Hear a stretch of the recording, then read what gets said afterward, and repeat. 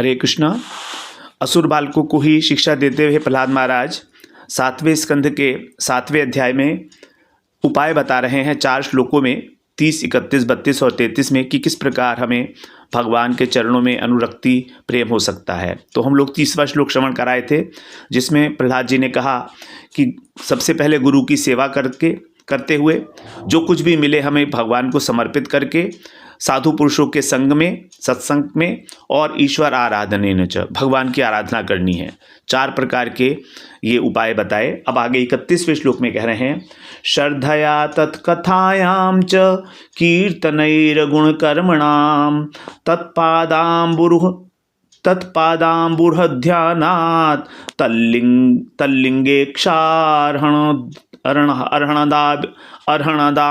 अर्हणादिभिः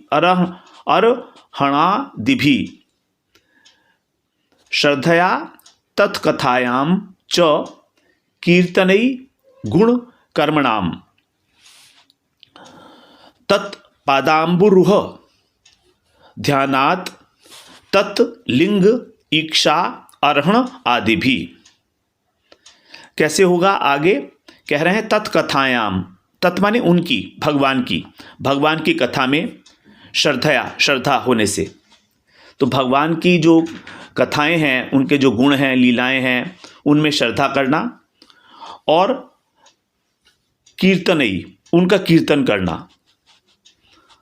उसके बाद गुण कर्मणाम, और अनेक अनेक प्रकार के जो भगवान के गुण हैं उनका कीर्तन करना, और कर्मणाम, भगवान के जो कर्म हैं अर्थात जो लीलाएं हैं उनका कीर्तन करना।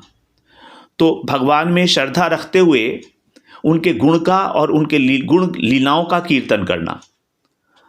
तत्पादाम्बुरुह, पादाम्बुरुह मतलब चरण कमल, अम्बुरुह का मतलब होता है कमल, अम्बु का अर्थ होता है जल में जो उत्पन्न होता है उसको बोलते हैं अम्बुरुह अर्थात कमल।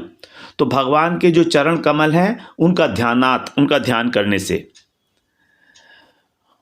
तत्लिंग ईक्षा, और जो उनकी श्री मूर्ति है, उनका जो श्री विग्रह है मंदिरों के अंदर, ईक्षा माने उसका दर्शन करने से, और अर्हण आदि भी, उसका पूजन इत्यादि करने से।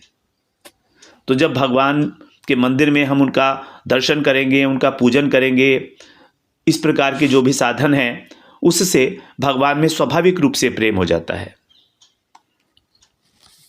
तो भगवान की कथाओं में श्रद्धा, भगवान के गुणों का, भगवान की लीलाओं का कीर्तन करना, भगवान के चरण कमलों का ध्यान करना, और मंदिर के अंदर जो मूर्तियां हैं उनका दर्शन, उनका पूजन इत्यादि करने से भगवान के चरणों में प्रेम की प्राप्ति होती है।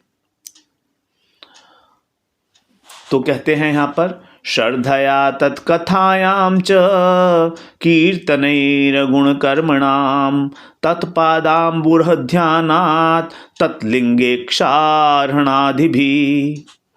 हरे कृष्ण।